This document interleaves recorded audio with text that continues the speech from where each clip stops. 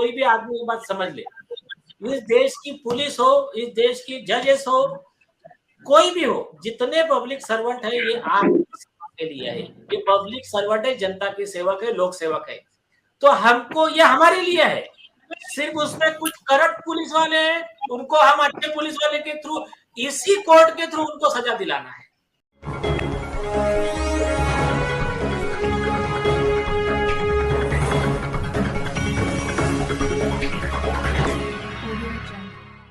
सरफरोशी की तमन्ना अब हमारे दिल में है, देखना है जोर कितना बाजुए कातिल में है। कुछ इसी तरह की भावना लेकर के अब भारत में भी बहुत सारे क्रांतिकारी लोग इस षड्यंत्र के खिलाफ और इस जबरन टीकाकरण के खिलाफ आ रहे हैं सड़कों पर। लेकिन जिस तरह से अब सड़कों पर आने वाले आंदोलनकारियों की संख्या बढ़ती जा रही है और जगह जगह आंदोलन हो रहे हैं, तो अब ऐसे में प्रशासन भी सतर्क हो गया है। तो अब ऐसे में समस्या ये है कि जो जागरूक साथी आंदोलन करना चाहते हैं तो उनके मन में है एक डर कि यदि वो सड़कों पर आएंगे और यदि अपनी आवाज़ को बुलंद करेंगे तो ऐसे में प्रशासन बहुत ज़्यादा सख्त है, उनके ऊपर कोई पुलिस कार्रवाई होती है तो उससे कैसे बचा पाए और किस तरह से संविधान की मदद से हम अपने आप को सुरक्षित रख पाएं, ये बहुत बड़ा सवाल है। लेकिन इस महत्वपूर्ण सवाल का जवाब दे रहे हैं इस वीडियो में बहुत ज़्यादा पॉपुलर हो रहे और आपके और हमारे चहेते एडवोकेट नीलेश ओझा जी। अभी हाल ही में घटना घटी थी, छत्तीसगढ़ के क्रांतिकारियों ने जो 23 जनवरी को किया था आंदोलन, उन पर हो गई थी FIR। अब उन्हीं को जो तरीका बता रहे हैं वह तरीका आप सभी लोग जितने जागरूक साथी इस वीडियो को देख रहे हैं उन सभी को ये रूल या नियम या जो कॉन्स्टिट्यूशन में लिखे हुए एक्ट हैं जो नीलेश ओझा जी बता रहे हैं, या जो तरीका पूरा एक ही वीडियो में बहुत ही बेहतरीन तरीके से बताया है, उसको अपना करके हर एक व्यक्ति के ये काम आने वाला है। तो आपको दो काम करने हैं। पहला तो यही है कि इस वीडियो को पहले तो जब पूरी देखें तो उसमें जो भी नीलेश ओझा जी बता रहे हैं जिन एक्ट्स के बारे में, जो भी तरीका, वो कहीं ना कहीं नोट डाउन कर लें और उसको बार बार रिवाइज करके अपने दिमाग में हमेशा उसको याद रखें ताकि ज़रूरत पड़ने पर वो तरीके एकदम से आपके काम आ जाएं। दूसरा कार्य ये है कि चूंकि ये जानकारी है बहुत ज़्यादा महत्वपूर्ण और ये जानकारी जब तक जागरूक साथियों के पास नहीं पहुंचेगी तब तक वो प्रशासन की सख्ती के डर से सड़कों पर नहीं आएंगे। तो यदि चाहते हैं कि सड़कों पर आएँ ज़्यादा से ज़्यादा लोग, तो उन तक ये एडवोकेट नीलेश ओझा जी की वीडियो जरूर पहुँचा दीजिए ताकि वो कॉन्फिडेंस में आ पाएँ कि हाँ, हम चूँकि सत्य के साथ खड़े हैं और हमारे साथ संविधान है, तो संवैधानिक तौर पर हम अपनी आवाज़ बुलंद कर सकते हैं। इस वीडियो में एडवोकेट नीलेश ओझा जी आपको कुछ डॉक्यूमेंट्स के बारे में बताएंगे। वो डॉक्यूमेंट का लिंक भी इस वीडियो के डिस्क्रिप्शन में आपको मिल जाएगा, या aarogyajagat.com वेबसाइट पर जाकर के भी डाउनलोड कर सकते हैं। वो डॉक्यूमेंट भी आप रख लीजिएगा। तो बिना किसी देरी के आइए सुनते हैं एडवोकेट नीलेश ओझा जी को। आप इस वीडियो को शेयर करने में कोई लापरवाही ना करें, अधिक से अधिक शेयर जरूर कर दें। अभी दर्शक भी आपको सुन रहे हैं, जो क्रांतिकारी हैं जिन पर FIR है वो भी सुन रहे हैं। आपने क्या निष्कर्ष निकाला इस FIR से, क्या क्या इसमें खास है और आगे क्या करना चाहिए इन क्रांतिकारियों को, आप मार्गदर्शन दें एडवोकेट नीलेश ओझा जी। हाँ, अभी देखिए, सबसे पहली चीज है ना, जो जैसा मैं बार बार कहता आ रहा हूँ, आपका उद्देश्य अगर सही है ना तो आपके साथ में जो दुर्घटनाएं भी घटेंगी आपके भले के लिए होंगी, फायदे के लिए होंगी। इसका एग्जाम्पल चाहे एडिसन को देख लीजिए, अब्राहम लिंकन को देख लीजिए, उनको तकलीफें जो आई उनकी लाइफ में उनको अरबपति बना दिया, सक्सेसफुल बना दिया। तो ये एक्चुअली नेचर का रूल है, आपके लिए गॉड गिफ्ट है, पहली चीज। सेकंड चीज, जैसा जितने कार्यकर्ता है, अभी इन लोगों ने किया था मुझे नहीं पता, लेकिन वे सब लोग एक मतलब मोडस ऑपरेंडी है, काम करने का तरीका ख्याल में रखे। एडवांस में लेटर भेज दे, आपको कोई आंदोलन करना है, मोर्चा निकालना है, ऊपर में कमिश्नर को ईमेल भेज देने का, सब जगह लेटर भेज देने का, उस पर लिख देने का कि आर्टिकल 51A के तहत ये मेरा कॉन्स्टिट्यूशनल ड्यूटी है, मेरे भाइयों को जागरूक करना, उनकी जान बचाना, उसमें आप भी है, तो वो करने हम जा रहे हैं, आप हमारी मदद कीजिए। तो ये जो पुलिस है ये हमारे दुश्मन नहीं है, इनको साथ में लेके हमको काम करना है। और कैसा काम करना है पता है क्या? देखिए, कोई भी आदमी ये बात समझ ले, इस देश की पुलिस हो, इस देश की जजेस हो, कोई भी हो, जितने पब्लिक सर्वेंट है ये आप आपके लिए है, ये पब्लिक सर्वेंट है, जनता के सेवक है, लोक सेवक है। तो हमको ये हमारे लिए है। सिर्फ उसमें कुछ करप्ट पुलिस वाले हैं, उनको हम अच्छे पुलिस वाले के थ्रू, इसी कोर्ट के थ्रू उनको सजा दिलाना है। तो बस ये हमारे मन में रखना है, तो हमारा बहुत सारा बर्डन कम हो जाएगा। अब कमिंग टू द पॉइंट, ये एफआईआर का, ये एफआईआर पे 4-5 लोगों के नाम लिखे, एक चाय वाले ने बोल दिया तो इन्होंने एफआईआर रजिस्टर कर दिया। अब एफआईआर में 3 सेक्शन लगाए, 269, 270 और एक 149।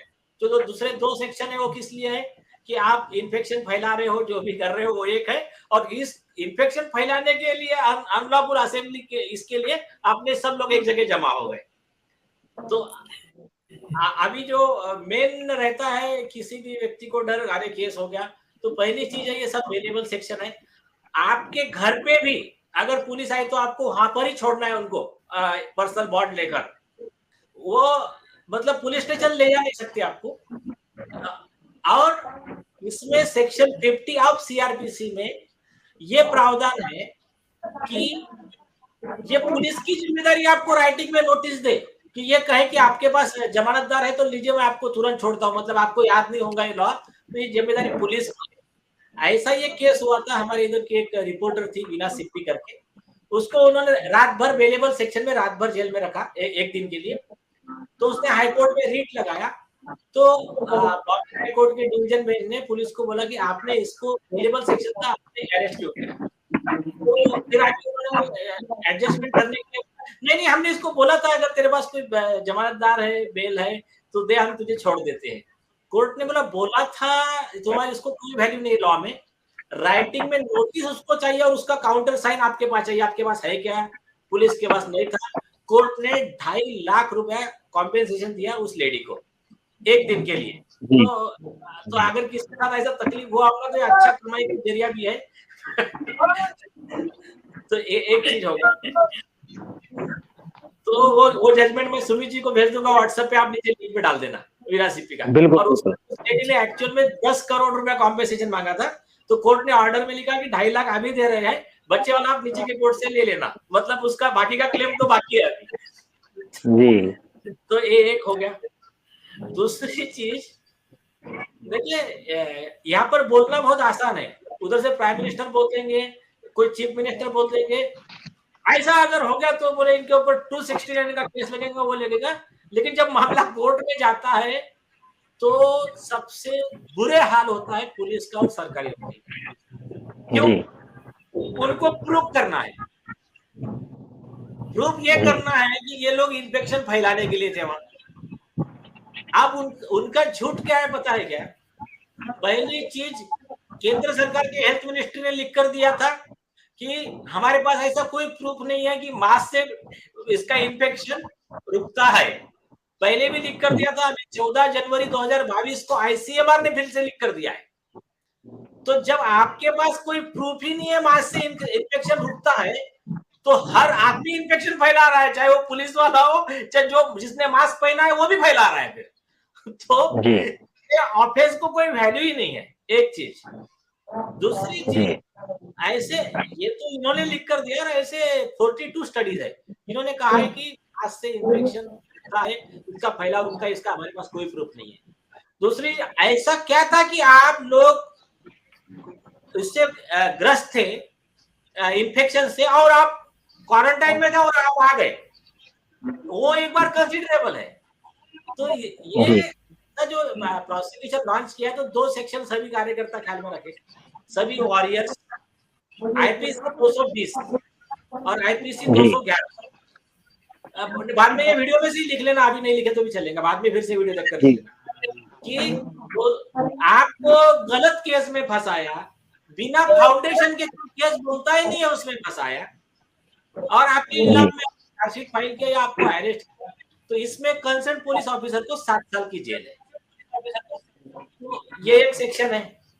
दूसरी चीज है कि पुलिस को इन्वेस्टिगेशन करने के लिए सुप्रीम कोर्ट के गाइडलाइन है जी। इन्वेस्टिगेशन ऐसा नहीं है कि चाय वाले दादा ने बोल दिया, इन्होंने एफआईआर रजिस्टर किया, लो अरेस्ट करो, चार्जशीट, ऐसा नहीं होता investigation. Investigation will be done from both the sides. तो बोथ द साइड कैसा, from the side of prosecution and also from the side of accused. तो फिरियादी की कंप्लेंट आपने ले ली, अब आरोपी का क्या कहना है आपको सुनना पड़ेगा।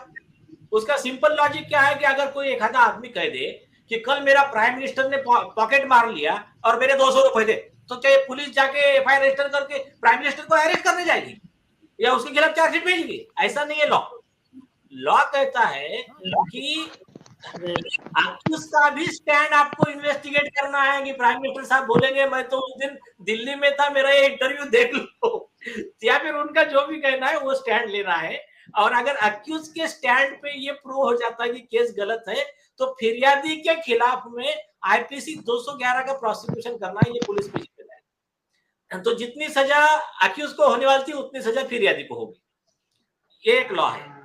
अब उसके दो जजमेंट है, एक है बाबू भाई वर्सेस स्टेट सुप्रीम कोर्ट का एक लैंडमार्क जजमेंट है, दूसरा मध्य प्रदेश हाई कोर्ट का जजमेंट है जुगल किशोर वर्सेस स्टेट। उसमें क्या कहा है, अभी फॉर एग्जाम्पल आपका केस लीजिए, आपके केस के लिए एकदम परफेक्ट लागू पड़ता है। आपने क्या किया, आपने बोला कि ये मास्क लगाने से ये दुष्परिणाम हो रहे और ये जो वैक्सीन से ये दुष्परिणाम हो रहे, आप लोगों को अवेयर कर रहे हो। अब आप क्या कर रहे हो, अवेयर कर रहे हो मतलब क्या कर रहे हो, आपको क्या जरूरत है अवेयर करने की? आप अवेयर इसलिए कर रहे हो कि भारतीय संविधान के आर्टिकल 51 ने आपको कहा है कि यह आपका संवैधानिक कर्तव्य है सारे देश बांधवों की जान की रक्षा करना, माल की रक्षा करना, देश के संपत्ति की रक्षा करना। तो जो बोगस वैक्सीन है, जो वैक्सीन से लोगों की जान जा सकती है, जो लोगों को स्वास्थ्य को हानिकारक है और जिसको ऑलरेडी इन्फेक्शन हो चुका है, एंटीबॉडी हो चुकी है, उसको वैक्सीन देने से देश का लाखों करोड़ रुपए का नुकसान हो रहा है, वो बचाने के लिए आप लोग काम कर रहे हो। तो आप आपके संवैधानिक कर्तव्य पूरा कर रहे हो। दूसरी चीज, मास्क के बारे में केंद्र सरकार का आरटीआई कह रहा है ऐसा ऐसा है, हेल्थ मिनिस्ट्री कह रहा है, आप वो लोगों को बता रहे हो, तो ये ऑफेंस कैसा हो गया? बल्कि इसको ऑफेंस बोलने वाले खुद गिल्टी है। तो ऐसा अनिरुद्ध बहल का 2010 का केस है, उसमें क्या हुआ था कि कुछ स्टिंग ऑपरेशन किया था एक व्यक्ति ने, उसने एक्सपोज किया था कैश एट होम वाला स्कैंडल, एमपी को जो प्राइम मिनिस्टर से पैसे दिए गए थे उसको एक्सपोज किया था 2010 में मनमोहन सिंह के कार्यकाल का। तो क्या हो गया, फिर पुलिस वालों का एक ही तो अरे यार ऊपर से फोन आ गया एफआईआर रजिस्टर करो, एफआईआर रजिस्टर कर दिया। वो मामला हाईकोर्ट में था, हाईकोर्ट ने बोला कि इसमें इन्होंने ऐसा क्या गलत किया, ये तो अपना संवैधानिक कर्तव्य निभा रहे थे। तो ये काम तुमने इनके खिलाफ जो एफआईआर दायर किया है ये मिसयूज ऑफ योर पावर है करके एफआईआर क्रैश किया था। और ऐसा ही इनडायरेक्ट टैक्स का जजमेंट है सुप्रीम कोर्ट का, उसमें तो एक व्यक्ति ने कोर्ट के जजेस के फ्रॉड एक्सपोज किया था, उसमें कुछ चर्चे लॉयर वगैरह लोग थे, उन्होंने कंटेम्प्ट लगा दिया, बोले ऐसा बदनामी हो रही जज की, कोर्ट की। तो सुप्रीम कोर्ट ने बोला उसमें क्या बदनामी हो रही, उन्होंने सच बोला ना, सच बोलना कहां से गुनाह हो गया देश में। तो आप बोले जिन लोगों ने इनके खिलाफ में पिटीशन लगाया है उनके ऊपर 2 लाख रुपए कॉस्ट लगाया। तो इसमें एक्चुअल में आपको जो तकलीफ, आपको जो नुकसान हुआ, इसका कॉम्पेंसेशन उन्होंने देना चाहिए। तो आप लोग एक अच्छे से अपना जवाब बनाइए, आपके जवाब में लिखिए कि हमें पता चला है कि आपने एफआईआर रजिस्टर किया है, हम आपसे विनती करते हैं कि as per supreme court judgement DK Basu and this, ये बाबू भाई एंड दिस, आप हमारा स्टैंड का इन्वेस्टिगेट कीजिए जो आपको बाइंडिंग है, और ये इन्वेस्टिगेशन में आप पाएंगे कि वैक्सीन का ये प्रॉब्लम है और मास्क का ये प्रॉब्लम है और हमारे खिलाफ की कंप्लेंट गलत है, और आप ये केस क्लोज करके जिसने हमारे खिलाफ कंप्लेंट दिया और जिस पुलिस ऑफिसर ने बिना जांचे पर के एफआईआर रजिस्टर किया, तो दोनों के खिलाफ में आईपीसी 211 और 220, 109, 192, 193 रीड विद 120 कॉन्स्पिरेसी एंड 34 के तहत आप action low. Section 52 of IPC के तहत action low. Section 52 of IPC क्या बोलता है? Nothing can be said to be done in good faith if it is not done with due care and caution. मैं एक पब्लिक सर्वेंट हूँ, अब मैं मेरी पुलिस यहाँ पर बैठा हूँ, कोई भी आया मेरे पास बोले डॉक्टर सुजान राउत ने ऑफेंस किया, मैं एफआईआर रजिस्टर करूंगा? नहीं, मेरा जिम्मेदारी है प्रिलिमिनरी इंक्वायरी। अच्छा क्या हुआ, वो क्या कह रहे थे, तुम्हारे पास क्या प्रूफ है, ये सब पूरा इंक्वायरी करने के बाद में उनको एक अधिकार ये भी है कि 7 दिन का वो प्रिलिमिनरी इंक्वायरी कर सकते बिना एफआईआर रजिस्टर करे। तो अगर वो करते आपसे जवाब ले लेते तो आपका बदनामी नहीं होता, आपका जो डिफामेशन हो गया कि आपके ऊपर एफआईआर रजिस्टर हुआ। तो इसका जो होता है जब ऐसा प्रोसिक्यूशन चलता है पुलिस ऑफिसर पे, तो जो पब्लिक सर्वेंट है वो लोग डिफेंस लेते हैं कि नहीं नहीं हम तो गुड फेथ में हमारा जॉब कर रहे थे। तो ऐसे लोगों के लिए हाईकोर्ट ने जजमेंट में लिख दिया है ये ऐसे को गुड फेथ में नहीं माना जाएगा। आपने प्रिकॉशन लिया था क्या? नहीं लिया, तो जो उनको तकलीफ हुआ उसके लिए आप सजा क्या।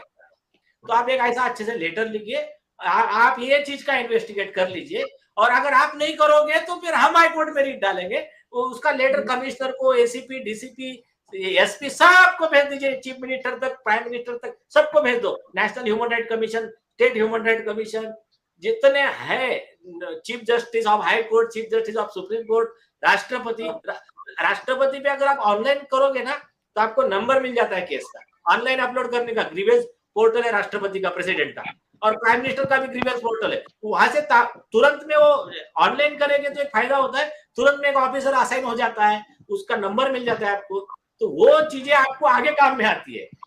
तो इसके बाद में कभी भी आपको करना है, मोर्चा निकालना है, तो ऑनलाइन राष्ट्रपति को भी भेज देने का, सब जगह भेज देने का, आपके पास में रिकॉर्ड रहेगा। मैं तो बता के जा रहे थे ना, तो हम जब बता के जा रहे थे तो ये तुम्हारा जिम्मेदारी, तुम हमको कन्विंस करते कि हमारा डेटा गलत है, और आपको तो हम यार सालों से पूछ रहे, कोई तो आओ कि बताओ ये हमारा डेटा गलत है।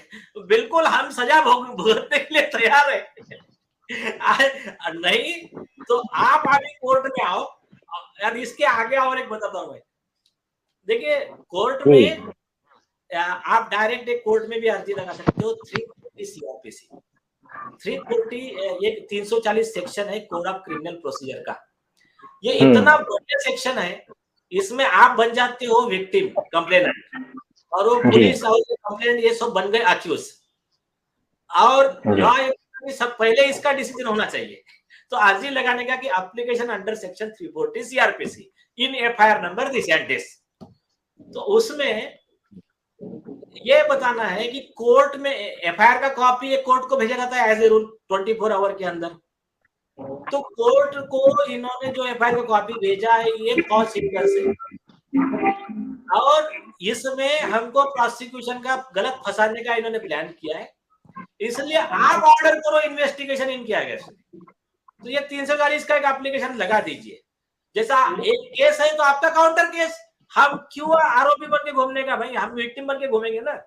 और उसमें 340 सेक्शन में ही आप एक एप्लीकेशन और लिखने का, सेक्शन 342 ऑफ सीआरपीसी है, उसमें प्रेयर करने का कि उसमें वही मजिस्ट्रेट को अधिकार है, मजिस्ट्रेट आपको 1 करोड़, 5 करोड़, 100 करोड़, 1000 करोड़ कितना भी कॉम्पेंसेशन दे सकता है। तो 1 करोड़ से कम तो मांगना भी नहीं है, ये ख्याल में रखने का। और उसका रीजन बताता हूं मैं, वो जो लेडी थी, वो लेडी ने जो 10 करोड़ मांगा था कॉम्पेंसेशन, तो उसने कोर्ट को आर्गुमेंट क्या दिया था, कोर्ट ने बोला आपका क्या इनकम है, तो उसने बोला वो इनकम पे थोड़ी होता है, आपका एक सुप्रीम कोर्ट का रिटायर्ड जज जिसको सैलरी 1 लाख रुपया थी, उसका आधा घंटा अर्नब गोस्वामी ने फोटो दिखाया था टाइम्स नाउ में, तो आपने उसको 100 करोड़ कॉम्पेंसेशन दिया। तो आर्टिकल 14 में equality before law, equal protection of the law, कानून की प्रक्रिया सबके लिए समान, कानून सबके लिए समान। तो उसके तहत आर्टिकल 14 के तहत उनको 100 करोड़ दिया डिफामेशन के लिए, सिर्फ आधा घंटा गलती से फोटो दिखा दिया। हमारा तो अभी तक ये चालू कंटिन्यूअस है, एफआईआर रजिस्टर किया, पेपर में न्यूज में आ गया, सब आ गया, तो हमको भी तो यार 100 नहीं तो 50 करोड़ तो बनता है हमारा। अभी हम इंटरिम टेम्पररी 1 करोड़ मांग रहे हैं। तो कोर्ट ने उसका कंसीडर किया, ऑर्डर में लिखा ठीक है अभी का हम 2.5 लाख दे रहे, बाकी का तुम नीचे के कोर्ट से ले लेना। तो लड़ना है, खुद को बिल्कुल कम नहीं समझना है। अभी इनको इनकी सारी प्रॉपर्टी बेचने लगाएंगे हम, जितने बिल के चपटे एम्प्लॉय है दलाल, इस सबको इनको इनकी प्रॉपर्टी बेचने लगाएंगे, इनको जेल में भेजेंगे। थर्ड पॉइंट, अभी देखिए जब कोर्ट में जाएगा मामला तो 340 का जो मैटर है, 340 और एक प्लस पॉइंट, इसमें वो जो आरोपी है उनको बोलने का अधिकार नहीं है, चाहे वो पुलिस ऑफिसर है कि जो या फिर वो चाय वाले चाचा है, वो अपने बीच में ही रहेगा। और इन्वेस्टिगेशन जो उसी पुलिस स्टेशन के ऑफिसर अक्यूज है तो उसका इन्वेस्टिगेशन जाएगा एसपी को या कमिश्नर को, उसका जज खुद इंक्वायरी करेगा या तो फिर भेजेगा एसपी है उसको, उसका सुधीर होरा का 2004 criminal law general page 2278 Bombay high court का जजमेंट है, तो वो एक जजमेंट है। जी। तो वो जजमेंट भी दे देने का, तो जज को बोलना आप ही इन्वेस्टिगेशन कर लो, आपके सामने हम एविडेंस प्रूफ सबमिट करते हैं। और कोर्ट ने अगर इन्वेस्टिगेशन स्टार्ट किया तो बोला ठीक है, समझ निकालो, 4 लिस्ट दे देने की, आपने जो साइंटिस्ट है वहां से लेके, तो ये हेल्थ मिनिस्ट्री से लेके हम देने की लिस्ट, ये हमारे विटनेस है। पहले दिन ज्यादा मत दीजिए, जज डर जाएगा तो पेंडिंग में डाल देगा। तो छोटा छोटा पहले शुरू में 2-4 लोकल देने के, और जैसा प्रोसीजर स्टार्ट हो गया फिर बड़ी लिस्ट दे तो अब वो क्या होता है, ये ट्रैप में वो लोग फंसते हैं। तो अभी उनको प्रूव करना है कि आप गलत हो, नहीं करे तो 7 साल जेल में, 1-1 करोड़ रुपए नुकसान भरपाई दो कम से कम। जी बोलिए। जी, बहुत बहुत शानदार। तो सबसे पहले तो बहुत बहुत धन्यवाद कि आपने कीमती समय निकाल करके और जो कीमती सुझाव दिए हैं, तो सभी दर्शकों ने भी और बाकी के हमारे जो क्रांतिकारी जुड़े हुए हैं सबने सुन लिए होंगे। तो समय निकाला उसके लिए बहुत बहुत धन्यवाद।